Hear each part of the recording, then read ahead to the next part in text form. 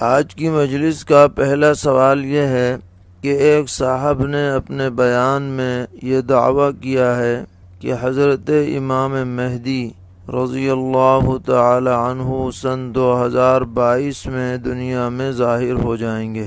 تو ان کے اس دعوے کی کیا حیثیت ہے؟ وضاحت فرمائیں۔ جواباً عرض ہے کہ یہ بات تو طے ہے، صحیح احادیث سے ثابت ہے کہ حضرت امام مہدی جن کا نسبی تعلق سرور کائنات فخر موجودات حضرت محمد مصطفیٰ صلی اللہ تعالی علیہ وسلم سے ہوگا، اور وہ والد کی طرف سے حسنی اور والدہ کی طرف سے حسینی ہوں گے، اور مدینہ منورہ میں ان کی پیدائش ہوگی۔ اہل سنت والجماعت کے نزدیک ان کا ظہور اور ان کی پیدائش یقینی ہے، اور وہ ایسے وقت میں ان کی شناخت ہوگی جب کہ مسلمانوں کا بادشاہ دنیا سے رخصت ہو چکا ہوگا، اور لوگ پریشان ہوں گے کہ کس کو اپنا والی بنائیں، تو ان کے دل میں یہ بات ڈالی جائے گی کہ حضرت امام مہدی جن کا نام محمد ہوگا اور نام عبداللہ ہوگا،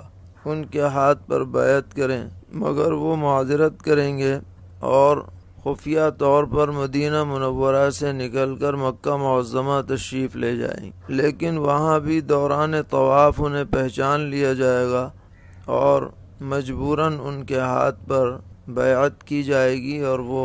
اللہ تبارک و تعالی کی خاص توفیق اور نصرت سے امت کی قیادت و سیادت کا فرض بحسن و خوبی انجام دیں گے، اور انہی کے دور میں دجال کا ظہور ہوگا، اور انہی کے زمانے میں بعد میں سیدنا حضرت عیسیٰ علی نبینا و علیہ الصلاۃ والسلام کا نزول ہوگا، اور وہ دجال کو قتل کریں گے، اور حضرت امام مہدی رضی اللہ تعالی عنہ ان کے وزیر بن کر کے کام کریں۔ یہ تفصیلات کتب احادیث میں موجود ہیں، لیکن یہ کہنا کہ فلاں سال میں ان کا ظہور ہو جائے گا، یہ بے بنیاد بات ہے۔ یہ